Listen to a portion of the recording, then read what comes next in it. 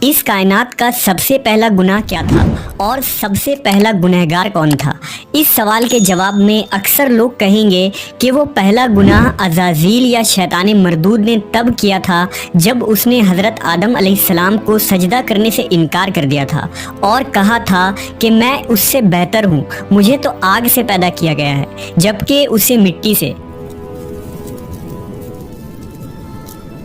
یعنی کائنات کا پہلا گناہ غرور و تکبر تھا جس نے عزازیل کو ابلیس بنا دیا تھا۔ لیکن تاریخ انسانی میں اس سرزمین پر پہلا گناہ جس شخص نے کیا تھا اس کے متعلق بہت کم لوگ واقف ہیں۔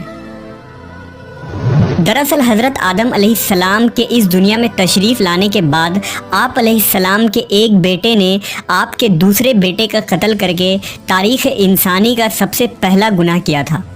وہ قاتل کون تھا، یہ قتل کیوں ہوا تھا، اور وہ معصوم مقتول کون تھا؟ اس ویڈیو میں ہم اس قصے کو مکمل بیان کریں گے۔ یہ اس وقت کی بات ہے جب روئے زمین پر انسانی زندگی کی ابتدا ہوئی تھی۔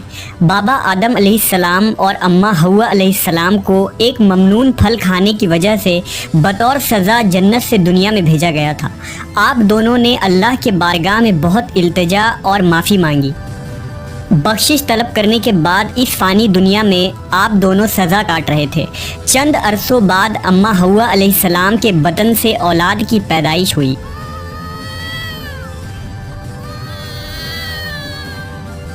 یہ پیدائش ایک خاص صورتوں میں ہوتی تھی۔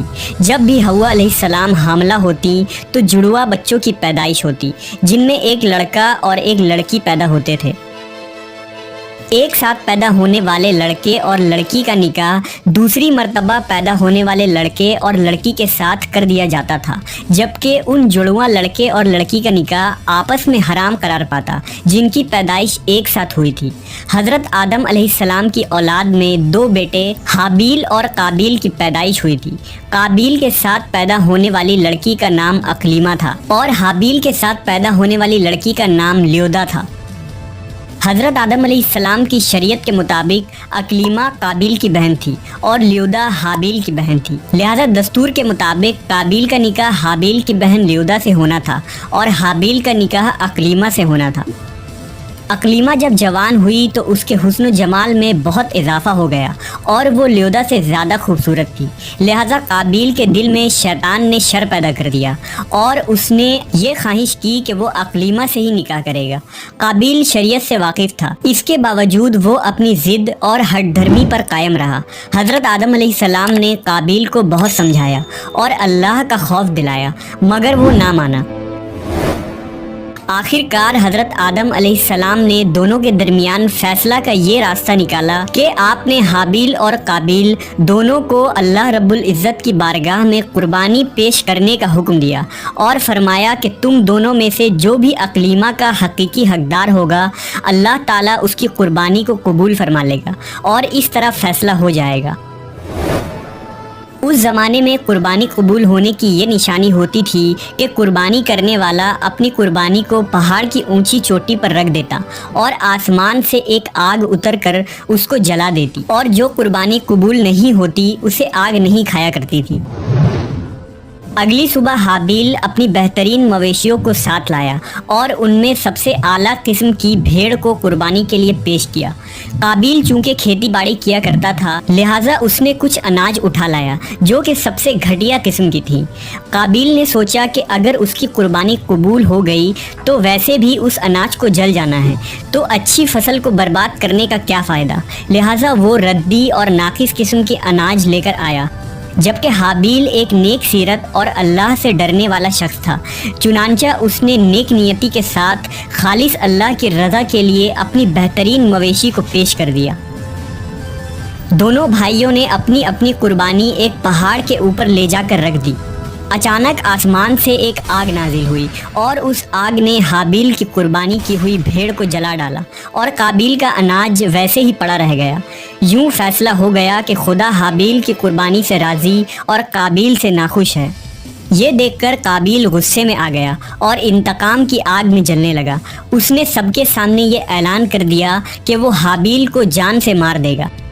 اس کے جواب میں حابیل نے اس سے کہا کہ اگر تمہاری قربانی قبول نہیں ہوئی تو اس میں میرا کیا قصور ہے، بلکہ تمہیں تو یہ کرنا چاہیے تھا کہ پرہیزگاری کی راہ اختیار کرتے، اس صورت میں شاید تمہاری قربانی قبول ہو جاتی، اور اگر تم مجھے مارنے پر ہی تلے ہو تو میرا قطعاً ایسا کوئی ارادہ نہیں، میں بہرحال اس معاملے میں تم پر ہاتھ نہیں اٹھاؤں گا کیونکہ میں اسے بہت بڑا ظلم سمجھتا ہوں۔ قابیل حسد کی آگ میں جل رہا تھا، اس پر اس نصیحت کا کوئی اثر نہ ہوا۔ اس وقت تو قابیل وہاں سے چلا گیا، لیکن وہ حابیل کو مارنے کی تدبیر کرنے لگا۔ شیطان لعین جو ابتدا سے انسان کا دشمن ہے، اس نے قابیل کو قتل کرنے کی راہ دکھائی۔ اس نے ایک پرندہ کو پکڑا اور اس کا سر ایک پتھر پر رکھ کر دوسرے پتھر سے کچل دیا۔ قابیل کو معلوم ہو گیا کہ قتل کس طرح کرنا چاہیے۔ حابیل چونکہ بکریاں چراتا تھا، ایک دن وہ درخت کے سائے تلے آرام کر رہا تھا تو قابیل نے اس وقت بڑی بے رحمی سے اس کا قتل کر ڈالا۔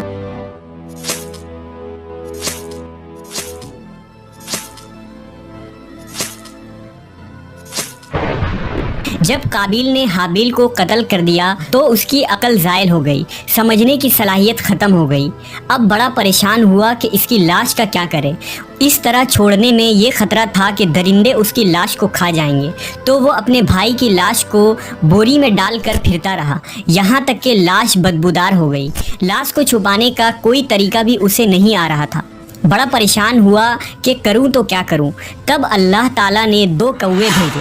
قابیل ان کووں کو دیکھ رہا تھا۔ ان کووں میں سے ایک کوے نے دوسرے کوے کو مار ڈالا اور پھر زمین کھود کر اس میں اس کو ڈال دیا۔ اس سے قابیل کو معلوم چل گیا کہ اسے بھی یہی کرنا چاہیے، اور ندامت محسوس کرتے ہوئے کہنے لگا، افسوس کہ میں اس کوے جیسا بھی نہ ہو سکا۔ اس طرح اس نے اپنے بھائی کو زمین میں دفن کر دیا۔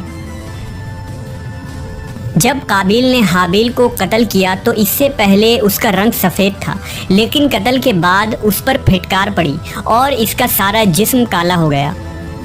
اس وقت حضرت آدم علیہ السلام حج کے لیے مکہ گئے ہوئے تھے۔ جب حضرت آدم علیہ السلام مکہ سے واپس آئے اور حابیل کو نہ پایا تو اس کو بہت تلاش کیا مگر وہ نہ ملا۔ لوگوں سے پوچھنے لگے، لوگوں نے جواب دیا کہ حابیل کچھ دنوں سے غائب ہے۔ حضرت آدم علیہ السلام نے حابیل کے صدمے میں کھانا پینا اور سونا سب ترک کر دیا اور شب و روز حابیل کے غم میں رہنے لگے۔ روایتوں میں آتا ہے کہ جب حابیل قتل ہو گیا تو 7 دن تک زمین میں زلزلہ رہا۔ قابیل جو بہت خوبصورت تھا، بھائی کا خون بہاتے ہی اس کا چہرہ بالکل سیاہ اور بدصورت ہو گیا۔ آدم علیہ السلام نے قابیل کو اپنے دربار سے نکال دیا اور وہ یمن کی سرزمین عدن میں چلا گیا۔ وہاں ابلیس اس کے پاس آ کر کہنے لگا کہ حابیل کی قربانی کو آگ نے اس لیے کھا لیا تھا کہ وہ آگ کی پوجا کرتا تھا، لہٰذا تو بھی آگ کی پرستش کر۔ چنانچہ قابیل پہلا شخص تھا جس نے آگ کی پرستش کی، اور زمین پر یہ پہلا شخص ہے جس نے اللہ کی نافرمانی کی اور زمین پر خون ناحق کیا۔ توریت کے باب پیدائش میں بھی قابیل اور حابیل کا مکمل واقعہ ملتا ہے، جنہیں قائن اور ایبل کے نام سے ذکر کیا گیا ہے۔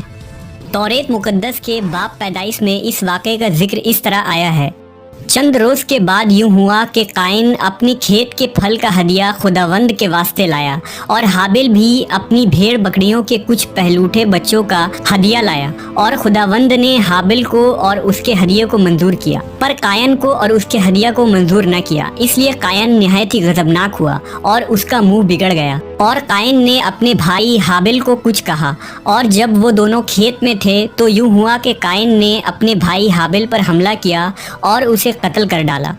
خداوند نے کہا، اب تو زمین کی طرف سے لعنتی ہوا۔